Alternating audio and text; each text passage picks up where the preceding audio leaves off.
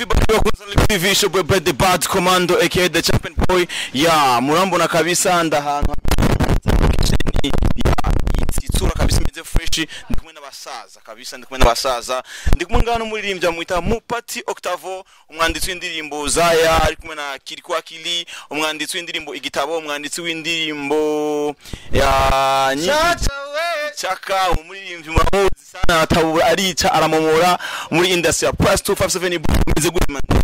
Ewa James the fresh msaza Bro uratagase sana indirimbo zawe ziratsovye wandika neza ya indirimbo zawe vraiment muri ino industry benshi bazivuga ko amajambo menshi umusaza kabisa ukuntu yandika inspiration yazikura hehe umujama kweli ararenze bro ukura inspiration yo kwandika indirimbo zimeze kujya ya ni Imana nyene gusifyondera kakaboro kuvuga ati we naraguhaye koresha ibintu byawe ati ni kakaboro kabisa Imana yaguhaye nawe ati sinagafisha ubusa reka ndagafisha ubusa ibaze nk'abantu bagiye ndiko ndakora bijya bintu kuno no ndiko ndabateza inyota nukuri Mupati Octavo kumte wakita muri rirare nimba ntibe kubera iki hano hantu kwa Simba bro ko nahanje nimba ko ahantu kunda kubaniriza ibibazo byawe cyangwa stress cyangwa wagombye gusa kuryosha je kweri umuntu ari pose sana aboro rero nguma mbona ibiti imisozi nyene nta mba ndiko ndashira ubwenge yari igihe usanga ndi ngaho kugira ngo medite uko ari indirimbo mba ndiko ndakora bikansaba kuzana hatuje kugira nkuri Mupati Octavo weje kwa na featuring na Kiriko Akili ya byarakuruhiye eske ni strategy wakoresheje kugira ngo bikunde Kiriko Akili mukorani beats nkawe bavuga ati cyangwa kuri ki mu Kiriko Akili utasemo abandi bariri Olege niwe yavuze ngo ibikorwa birivugira igikorwa nakoze cyari vugiye nyine bicagenda fresh turakorana kuko sinari nabiteguye sinagiye muri studio ngiye gukorana na Kiriko ahubwo byahuriranye nuko igikorwa cyabaye igikorwa nyine gigatwika aravuga ati turakuremeye we ukorana na Kiriko man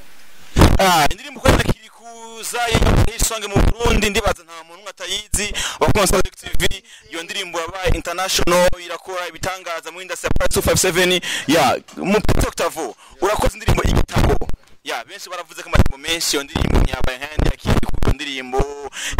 bazo byagenze gute iyo ndirimbo ntiyabaye song ntaho babwira iki abafana b'umuziki ndundi muratwika je ijya ndirimbo ari ukuntu byagenze ya ndirimbo mugabo nubundi bigira bigenda none ubu rero kubera byaratevye gato mugabo niho ngira ntangure media tour ya guhera Friday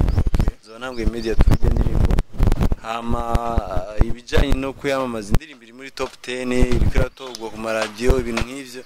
indirimbo irikratwika nyine gusa abantu ntibamenyera ibintu rimwe mu gicono babwiza kuri coco ndabahaye ndwimwe izo ifise views ziteye ubwoba kubera ukuntu igira itwike bivanye n'abantu bagira babikore kandi babishoboye ya Mupati Octavo abafans barakunda kwidogera cyane ukintu cyo kutaboneka cyane muri kuma radio kuma media tukubona ya eske ni kibazo ukunda kugira cyangwa abajournaliste ari uko bakujyamira cyane bigenda gute kuko abafans barakidogera ko cyane uwo mujama akora beat yandika neza beat ziratabura ziratsovye ment umubona cyane mu radio ariko bigenda gute mta man je ndakora hari naho mboneka cyane gusa nyene hari ibikorwa bya misi yose bishobora gutwara umuntu muga igikorwa gikuru mpagaciro n'umuziki ari nayo mpamvu niyangaje kuwukora no kuvuga abatambona ubu ngira mbe free cyane kubera ko hari ibintu byariko biramfatira cyane ubwo bisa n'ibiriko birahera ya Mupati Octavo uje kwa featuring na Kiriko ibintu byaragenda neza uratabura kabisa indirimbo yarafashe kabisa bacinga imizi muri industry ya 2 5 7 ya mutama twita ikindi ngo ryari nk'abafana b'umuziki ndundi ubakute impunzi ariko hariho besha avuga tuno muje makuru dushaka agume yandika ko indirimbo zirabakora ku mutima indirimbo zawe wandika besha avuga tuno muje ahubwo iyo mutwumvira wenyine atandi twumviriza byogenda neza jewe meze gukora indirimbo mvuze ega ndacagura kuko mba narakoze indirimbo nka zine zitanu zose ziba ziri ngaho ziteguye rwose team rero dukorana bagaca bati iyi niyo tubana yosohoka ubu rero hataje korabo itwika man hazahita haza igikorwa gikaze kandi nacyo kizoba Yataje kubabwika zozi gikorwa kindi gisaza ya ese nka collab uvuze kuvyerekeye collab izundi zobari mu Burundi canke zobari hanze y'igihugu ni hanze y'igihugu man none impamvu mbona umengo bizogora ni kweri corona urabona yarazanye ibintu bitameze fresh yamuga indirimbo barakozwe fise collab zibiri man mu Rwanda ndakubwiza ukuri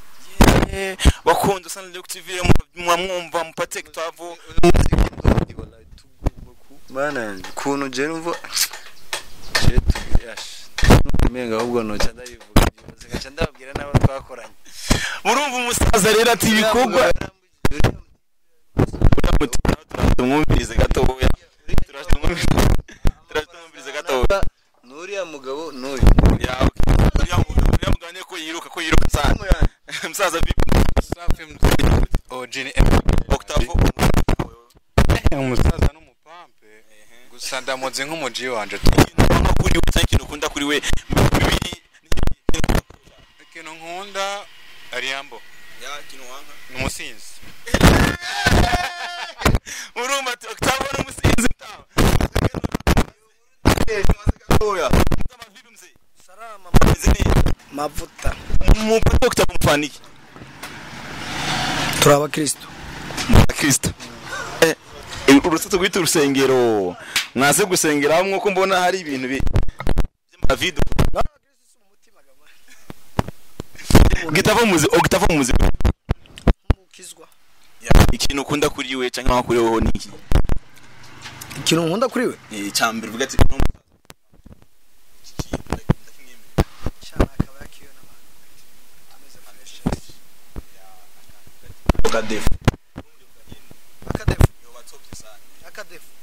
sha vendredi ntakunda gushoka kandi ari umunsi mwiza kabisa bakunze Sanlux TV no mu jamati na umpati na bisu abantu bari kabisa se muri akari mu rusengero gusa ntakunde katubyakira uko nyene tukomeza kwa mupati n'umuji kabisa n'umusaza ndabona ameze neza n'abantu bamwegere baravuga ati uno musaza vraiment nta kabi ku bantu yemereye fresh yemereye free umutipe nzewe ndumusinzi imani mubabari vayan ingo